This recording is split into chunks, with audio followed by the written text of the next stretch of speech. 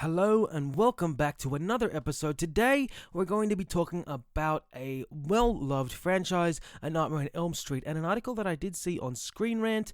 Now, with any good movie or film or franchise that people enjoy, there will always be people looking for plot holes. I am going to admit that I do this myself with films like The Terminator and Terminator 2 Judgment Day.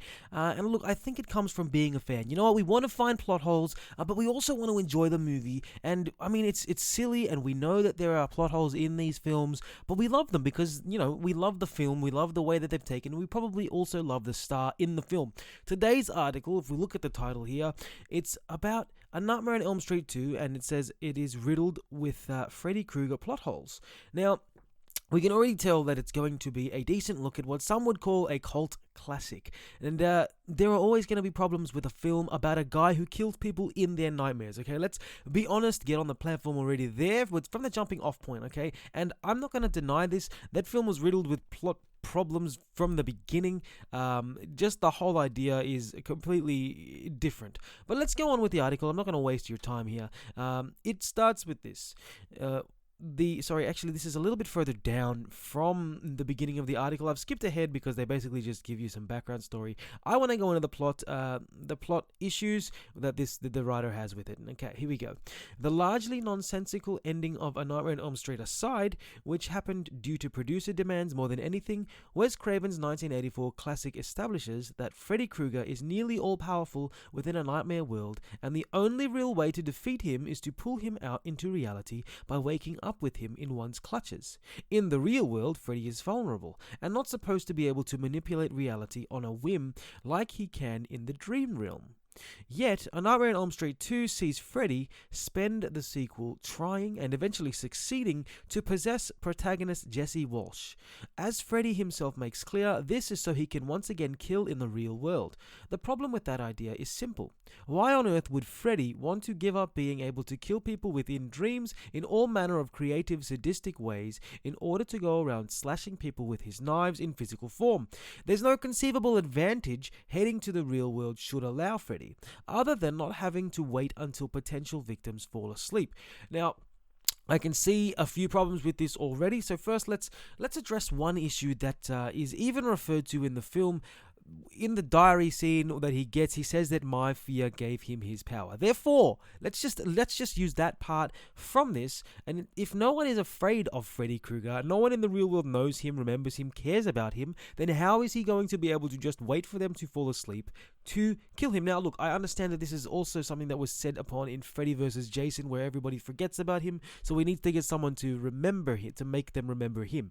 Okay, but it also stands to reason that he would want to incite as much fear as humanly possible in all the children of Elm Street. So that means that coming into the real world in a place where people don't know who he is would kind of make sense to get them all to be afraid of him. Even if he is defeated in the real world, he would then have the opportunity to do things in their dreams. They'd all know about him now, obviously, and he would be able to go there and dream stalk them the way that he does. Also, look, while there is no real advantage to actually going into the real world, aside from what I just said, right, he's able to show people who he is and create the fear, especially if only Jesse knew him, which seems like the case in this movie. And don't even get me started with how absurd that is. The biggest plot hole, by the way, that Freddy Krueger could just go into Jesse's dreams without knowing him. To me, that's a huge plot hole. It doesn't make sense. And the other part of that should have been addressed here is the fact that I don't think that Jesse's parents had anything to do with killing Freddy Krueger. So why is he trying to get revenge on them? Now, let's not forget that this film, the second film of all, right, was not written by Wes Craven. So the directors tried to go off the book and be original with the whole thing, and we know now that that was not a smart choice to do. Okay, let's be honest and suggest that they really shouldn't have done what they did with this, but they tried something different. It failed, or I mean, I don't even think it really failed. It's just so left of center that it seems strange in the whole series of films. Okay. But let's go back to him being all-powerful in the dream world and only defeated if he's in the real world.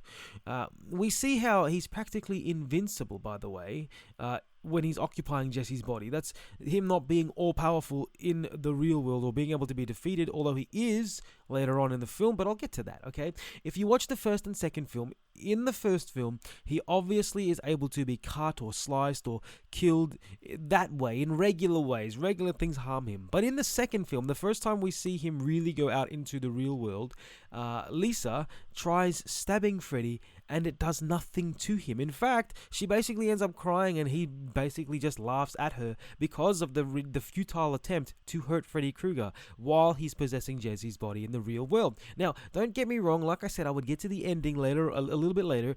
In the end, it's Jesse's love for Lisa, or Lisa's love for Jesse, that destroys Freddy Krueger, and that is all means of stupid. But whatever, that's how that works, okay?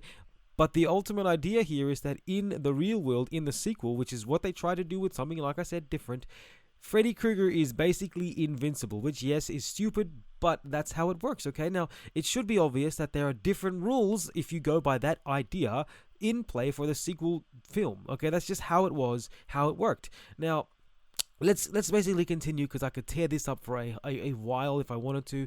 The next part of the article basically says, making things even more hard to follow is similar to the aforementioned nonsensical ending of A Nightmare on Elm Street. Freddy's power levels, once in the real world, are entirely inconsistent.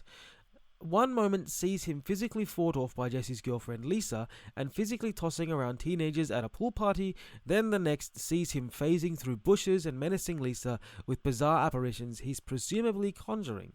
While A Nightmare on Elm Street 2 is an entertaining way to spend an hour or so, trying to make any kind of logical sense of the plot is liable to drive a horror fan insane. And that's without getting into the incomprehensible scene in which sleepwalking Jesse meets his gym coach at an S&M club, then follows him back to the school to run laps in the middle of the night.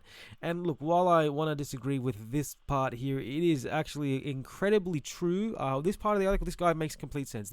The whole Freddy Krueger in the real world is inconsistent because I think the thing is, this movie was released a year after the first one, because I don't think that they thought that it was going to be an incredible success, right? It's obvious that the directors, that Wes Craven probably didn't even think it, but the other directors, the producers, and New Line Cinema themselves, they just wanted to milk this franchise, make of it what they could, get as much money out of it as they could, because they knew that Freddy was huge once the first one came out.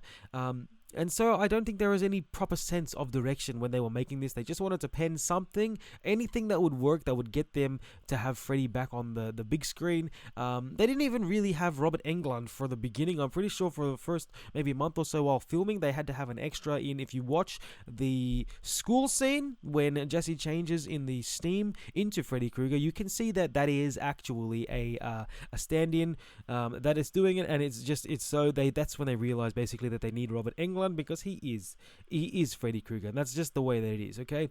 But that's basically it. I can't fault this guy's idea. There is for this last part here, obviously there is it's very strange. The whole film just didn't have direction. I don't think that's the way I feel about it, right? I